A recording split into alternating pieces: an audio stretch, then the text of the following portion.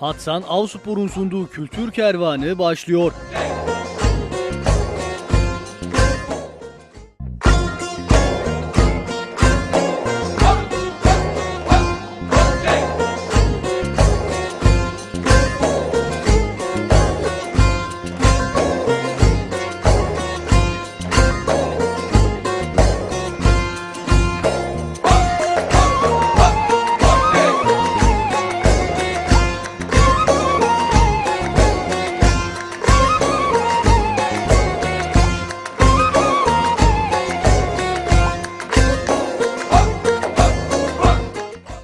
Hatsan Avspor Sanayi'nin sunduğu Kültür Kervanı programını bu haftada Torosların en batısından Fethiye'den sizlere sunacağız. Ben misafir sunucu Türk Halk Müziği sanatçısı Enver Çatal.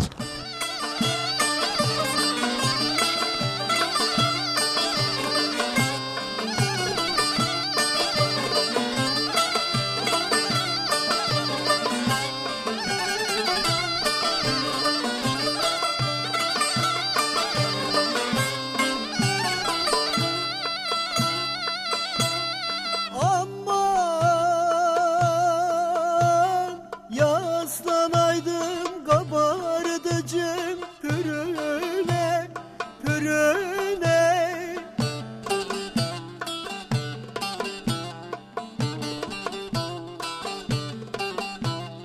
Dinleyeydim kekliklerin ününe.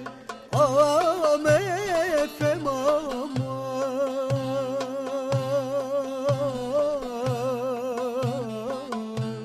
ünledim Ayşe diye odayı döşe. Sevgili seyirciler, tarihte birçok medeniyetlere ev sahipliği yapmış, tarihteki ismi Meyri, Makri diye de bilinen Fethiye, Osmanlı'nın belirli dönemlerinde beş kaza olarak bilinmiş.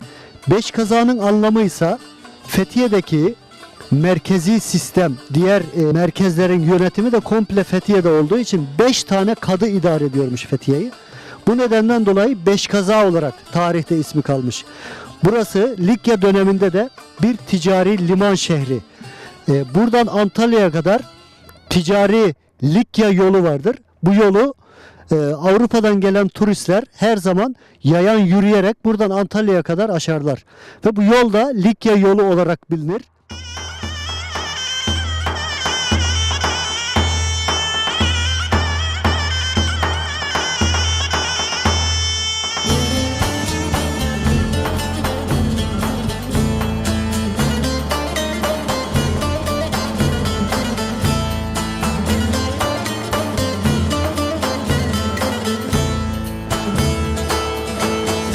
Gemiler posta posta aspalı garısı yasta.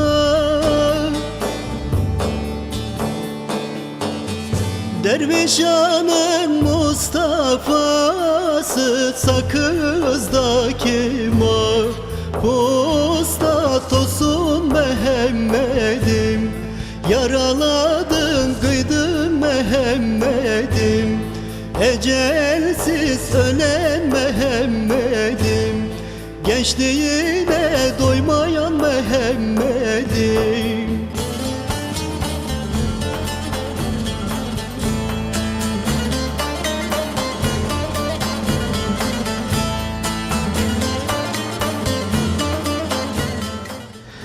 Evet sevgili seyirciler, şimdi de yörüğün harman olduğu Fethiye'nin yörüklerin kültürünü yaşatmak için kurulmuş bir çadırındayız. Burada hem restoran hem kültürel faaliyetlerin güncellendiği Kerimoğlu İsmail Uzunoğlu'nun yörük çadırındayız. Burada her akşam yöresel canlı müziğin de yapıldığı ve geleneğin eğlenceyle birlikte yaşatılarak geleceğe aktarıldığı mekandayız.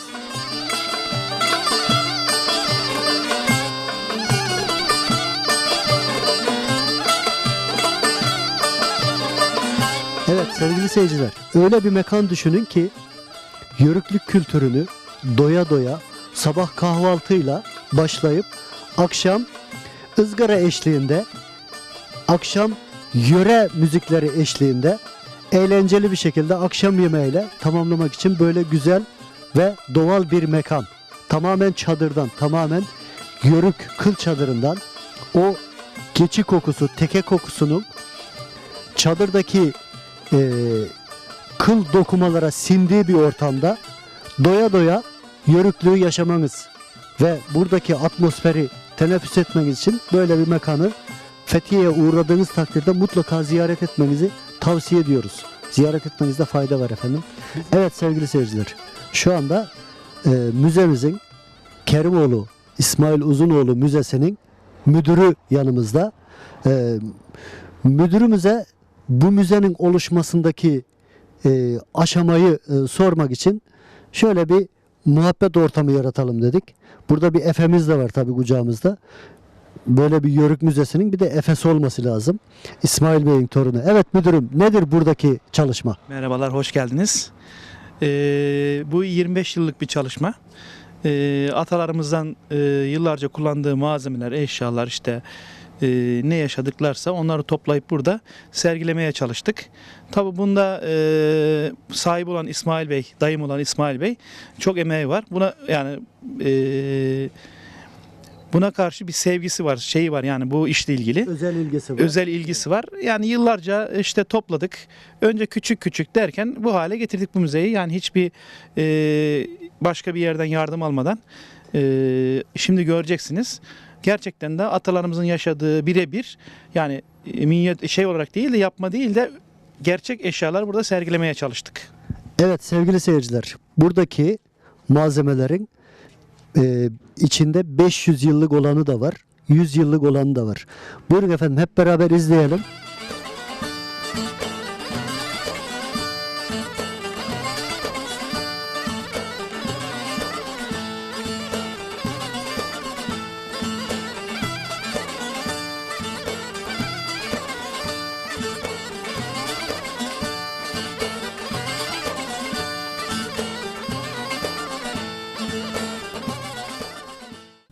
Evet sevgili seyirciler, öküzle çifti sürüyor, tahıl ekiliyor, tahıl başak tutuyor ve yörük kadını, kocası, çoluğu çocuğu hepsi ekini gördüğünüz gibi biçiyor. O zamanlar biçer döver yok. İşte böyle orakla tek tek biçiliyor. Ondan sonra harman ediliyor. Döveni orada dövenle dövülerek harman ediliyor. Yabası küreği orada ve değirmene gelip değirmenci Hacemmi de tabi hakkından fazlasını almıyor. Hakkını alarak böyle öğütüp çuvala katıp teslim ediyor. Ondan sonrası da artık biliyorsunuz ekmek oluyor. Bu tarafı ekmek kısmı, işte analarımız, kadınlarımız böyle hamuru yoğurup ekmeğe pişiriyor. Burada yörüklükle ilgili Türk'ün tüm yaşantısından her türlü kareyi görmeniz mümkün. Bunlar da zirai aletleri, un elemektir, harman savurmaktır. Burada gördüğünüz gibi. Evet. Evet sevgili seyirciler, burada da yörüğün yayla göçünü anlatan bir gatar var. Bu tamamen yörük göçü gördüğünüz gibi. Başta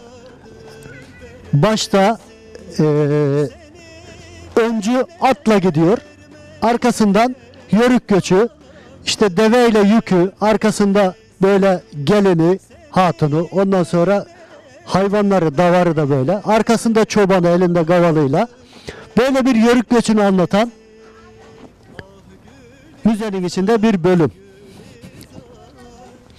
Evet sevgili seyirciler, bu da yörüğün yayladaki yaşayış şekli, dağdaki yaşayış şekli. Gördüğünüz gibi biz buna kabuk dam deriz. Bu ardıç ağacının kabuklarından yaptığınız kuru duvarın üstüne böyle çatı yapılır. Bu çatının altı yazın serin olur, kışın sıcak olur. Ve her iki doğal durumda da, mevsimde de yörüğü ne sıcaktan bunaltır ne de soğuktan üşütür. Evet. Dağdaki yaşam böyle. Gördüğünüz gibi sayın seyirciler. Bütün kareleriyle burada işlenmiş. Burada tabii ki İsmail Uzunoğlu'nun emekleri çok önemli. Bu bir gönül işi. Bu bir sabır işi.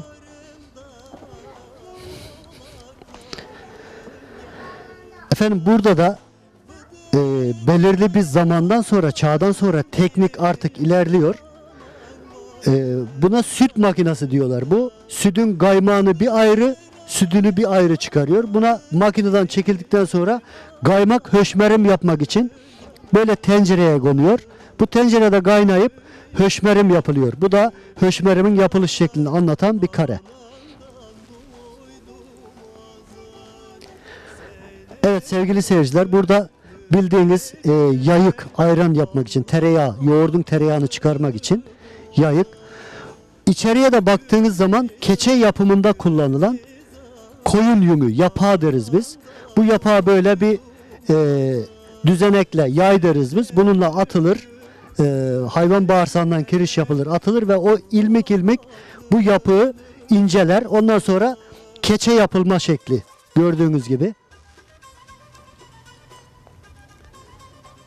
Efendim bu bölümde de yörüğün yemek yeme şekli.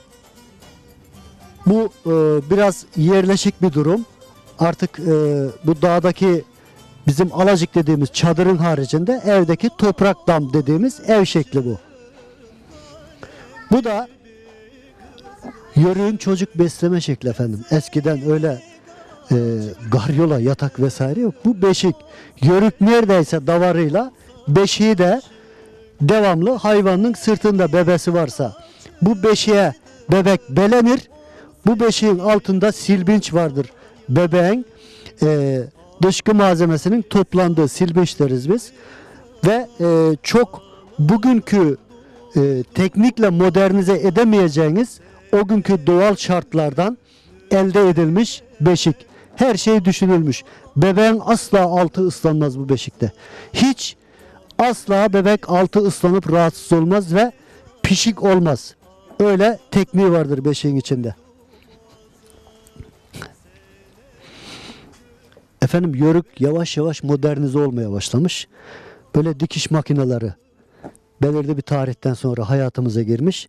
Ondan daha öncesi çuvaldız, yorgan iğnesi, iğne diye bildiğimiz dikişte kullanılan alet edevat var. Efendim gördüğünüz gibi biz ıstar deriz. Birçok yerde gergef denir. Kilim dokuma tezgahı denir. Bizim burada Batı Akdeniz bölgesinde ıstar diye tabir edilen gergef, kilim, halı dokuma tezgahı. Burada da makinamız daha modernize hale gelmiş, daha modern olmuş. Bu iplik sarma makinesi. Burada da çeşitli el yapımı kök boyasından halı kilimlerimiz var efendim. Gördüğünüz gibi. Efendim bu da Yörük Bey'in köşesi. Yörük Bey'in köşesi böyle burada aksakallı dedelerinin akıl danışılan oyma aşireti yöneten aksakallı dedelerin oturduğu yörük köşesi. Burada beyler zaman zaman yörenin iyi çalıp söyleyen ozanlarıyla da oturulup böyle oturak düzenlerinin sergilenişi. Efendim burada da çok eski tarihi radyo, pick-up, müzikle ilgili o zamanki haberleşme aletlerinin bulunduğu bir stand var. Eski telefonlardan tutun, radyosundan gramofonuna kadar ve hatta çok eski daktilolarına kadar, hatta çekim, eski kamera, film makinesi burada gördüğünüz gibi.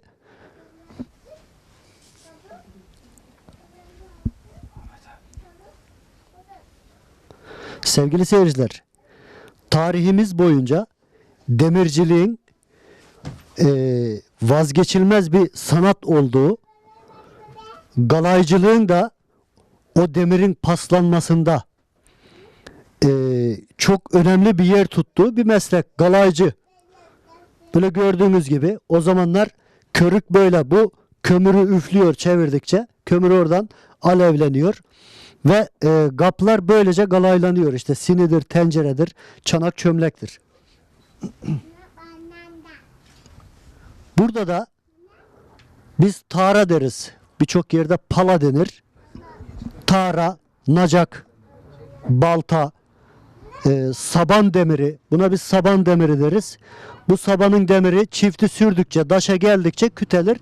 Burada tekrar o sabanın ağzı bilelenir. İşte tara, orak, balta gibi şeylerin bilendiği bir demirci dükkanı.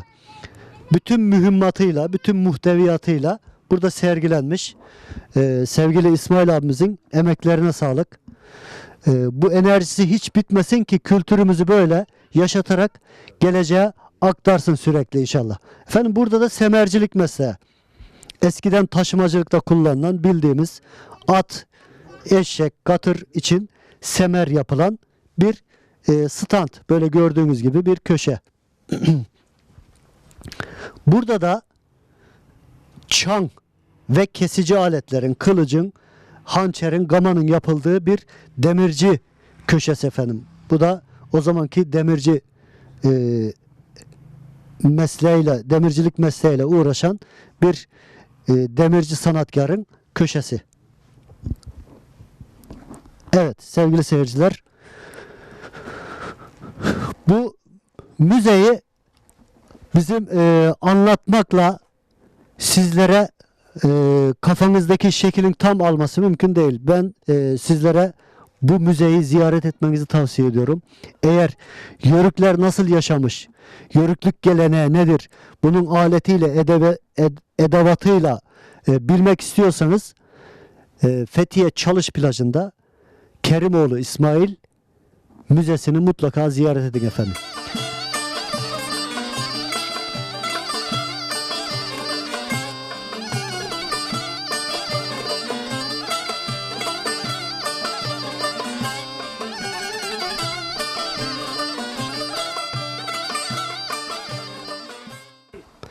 Sevgili seyirciler, şimdi de çok devasa öyle bir müze var ki Yörük Müzesi. Dedik ya, Yörük'ün harman olduğu yerde Fethiye'de müze olmaz mı? Tabii ki çok büyük bir müzemiz daha var. Burada bir gönül insanı Enver Yalçın diye bir arkadaşımız var. Çok devasa bir müzesi var, bir gönül insanı. Dilerseniz içeriye girelim. O müzeyi de tek tek sizlere tanıtalım. Fethiye'yi tanıtmamız müzeleriyle devam ediyor efendim.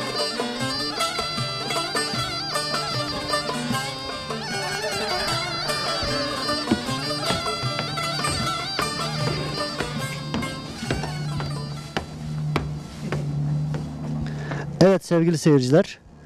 Şimdi de Fethiye Gargı Köyü'nde Enver Yalçın'ın Yörük Müzesi'ndeyiz. Burada yılların birikimi, bir emeğin karşılığı yatıyor. Müzeyi de tek tek gezeceğiz. Önce böyle bir restorantı var. Mütevazi. Böyle doğal. Tamamen organik gıdalarla hazırlanan, organik sebzelerle, meyvelerle hazırlanan bir mutfağı var. Mutfakta gördüğünüz gibi kendi yöremize ait, kendi aile efradından insanlar var mutfakta, mutfak işlerini yapan. Ve burada sabah kahvaltısını gün doğuşuyla, akşam yemeğini gün batımıyla yiyebilirsiniz. Çok böyle doğal bir ortamda, Narenciye bahçesinin içinde çok güzel bir mekan. Burayı da ziyaret etmenizi tavsiye ederim. Burada ayrıca çok büyük bir müze var. Biraz sonra müzeyi de sizlere tanıtacağız. Kendisiyle de müzeye ne kadar zamanda bu şeklini verdiğini soracağız.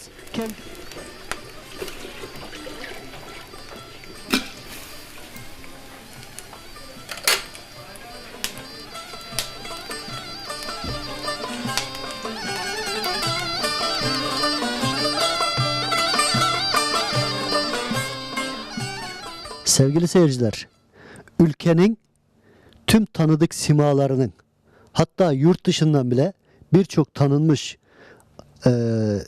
oyuncu, sinemacı, tiyatrocu, devlet adamının ziyaret ettiği müze, resimleriyle ziyaret ettiğinin ispatı resimleriyle içeride var zaten. Resimlerde göreceksiniz.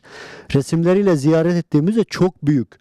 Ve böyle bir müzeyi hakikaten çok uzun bir çalışmalar sonucu bir insanın elde etmesi çok zor. Burada Enver Yalçın kardeşimizi gerçekten bir kere daha kutlamak gerekiyor. Çünkü hakikaten çok sabır, çok özveri isteyen bir çalışma. Zaten içeride de gezince bunu anlayacaksınız. Buyurun efendim, müzeyi hep beraber gezelim.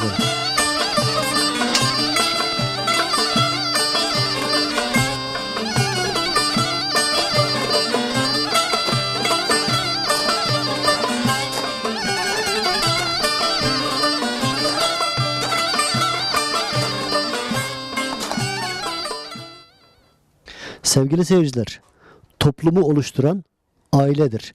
Aile bireyleri ne kadar birbirine sadıksa toplumun yapısı da o kadar sağlamlaşır. Gördüğünüz gibi aile bireylerinin birbirine bağlılığına bakınız. Birbirine saygısına, hürmetine bakınız, sevgisine bakınız. Böyle ailelerin oluşturduğu toplumlar kolay kolay yıkılmaz. Günümüzde de yörük toplumu eskiden olduğu gibi devletine, milletine, bayrağına sadakatle bağlıdır. Atalarına, örf ve adetlerine hala sadakatle bağlıdır. Bu yüzden ülkemiz dimdik ayaktadır ve Atatürk'ün de dediği gibi ilelebet hep payidar kalacaktır, hep ayakta kalacaktır.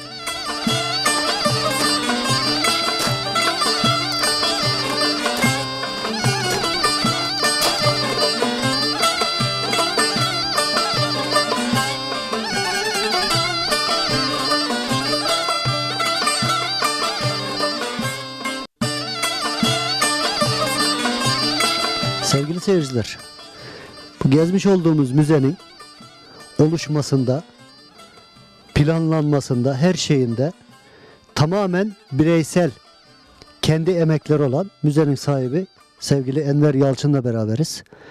Müze ne kadar zamanda oluştu? Bununla ilgili buradaki alet edevatı toplamakta çektiği sıkıntılarla ilgili bize anlatacağı mutlaka birçok şey vardır. Evet Enver kardeşim. Evet efendim, öncelikle Konya Televizyonu'na hoş geldiniz diyor. Başarıların devamını diliyorum. Bu müzeyi yaklaşık 15 senedir Ege bölgesini, birçok ilini gezerek birçok zorluklar altında kurmaya çalıştık. 2500 parça Anadolu insanının kullandığı etnografik eserler var. Kimseden hiçbir kuruş ücret almadan Türk toplumuna, Türk halkına bu müzeyi gezdirip geçmişini bilmeyen insanların geleceğini göremeyeceğini Yüce Atatürk'ün sözü üzerine biz de gençlere iyi bir eser bırakalım. Hiç olmazsa geçmişte atalarının çekmiş oldukları sıkıntıları bugünün teknolojisiyle kıyaslasınlar ve geleceğe daha iyi baksınlar diye böyle bir hizmet vermeye çalışıyoruz. Fethiye'mizin bu güzel köyü Kargı'da. Efendim müzenin tabii ki yurt içinden ve yurt dışından birçok tanınmış simaların da sık sık ziyarete geldiğini biliyoruz. Ama müzenin yakın etraftaki insanlardaki tepkisi, bununla ilgili kafanızda bir şey oluştu mu, nedir yani? İnsanların bu müzeye bakış açısı, ilgisi nedir? Evet, şimdi efendim tabii bu müzeyi ilk kurmaya başladığımız yıllarda kendi köylülerin başta olmak üzere yani bizi hurdacı gibi görmeye başlamışlardı. Hatta birçok insan, bizim babamız da muhtardı bu köyde, bizim muhtarın oğlu hurdacılığa başlamış diye birçok insan tarafından eleştiri aldık.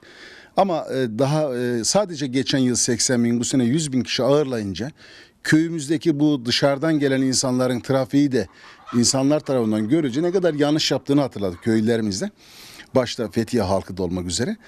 Tabii ilk yapılınca bir şey zaman zaman eleştiri alıyor. Hani eskiye diyor işte kıymet olsa bit pazarına nur yağardı hikayesi. Ama hakikaten bunlar yüce Türk halkının veya Türk insanının, Anadolu insanının yüzyıllardır el emeği, göz nuru, ekmeğini elde etmede kullandığı eserler bunlar. Her biri de elle tek tek yonularak veya işte el emeği ustalar tarafından yapılarak hizmete sokulduğu için hepsi birbirinden değerli 100, 150, 200 yıllık eserler var. Dolayısıyla tabii yabancı insanların, bilgili ve kültürlü insanların bu müzeye göstermiş oldukları ilgi duymayanların da ilgisine sebep oldu. Ayrıca size de çok teşekkür ediyoruz. Ülkemizin birçok ulusal kanalı zaman zaman naklen yayınlar, canlı yayınlar veya bu tip çekimlerle ülkemize duyurdukça bu tip yerleri, bu yerlerin önemi biraz daha artıyor efendim. Sayın Yalçın, görüyoruz ki müzede topladığınız eserler hemen hemen teke yöresi, yörük yöresi ağırlıklı. Bu toplama işleminde uzaklık çapı hiç kafamızda oluştu mu? Mesela 150 kilometre yerden şunu getirdim, 200 kilometre uzaktan şunu getirdim gibi. Daha fazla mesela bugün Soma'dan, Kırkağaç'tan, Akhisar'dan, Manisa'dan, Uşak'tan, Kütahya'dan, efendime söyleyeyim Antalya'sından, Burdur'undan, Denizli'sinden, hatta Ankara'dan, Samanpazarı'ndan bile birçok malzeme var burada. Yani yaklaşık 2500 parça eser var. Bunların hepsini hemen hemen, yani bir kısmını genelde ağırlıklı tarafı Fethiye veya bölgemizdeki yöresi, ama zaman zaman İç Anadolu'dan da getirdiğim birçok malzemeler var. Evet sevgili seyirciler, Yörüklerin, Türkmenlerin yaşayış şeklinin malzemeleriyle burada nasıl sergilenmiş o Yörük Türkmen nenelerimiz, dedelerimiz hayatı boyunca hayatın içinde neler kullanmış, hepsini burada görmeniz mümkün. Burada ayrıca çok doğal bir ortam var. Tamamen buradaki yaşam tarzı doğadan, organik bir şekilde diyorlar ya, hani günümüze organik olarak bunu işliyorlar kelime olarak. Tamamen doğal. Ben onu doğadan diyorum. Doğada ne varsa sevgili Enver Yalçın'ın mekanında da o var. Yiyecek, içecek olarak. Burayı mutlaka görmeniz, bu müzeyi özellikle bizim kültürümüzü, geçmişteki yaşam tarzını kafanızdan, süzgeçten geçirmeniz için mutlaka bu müzeyi gezmenizi tavsiye ediyorum efendim. Hatsan Avspor'un sunduğu Kültür Kervanı devam edecek.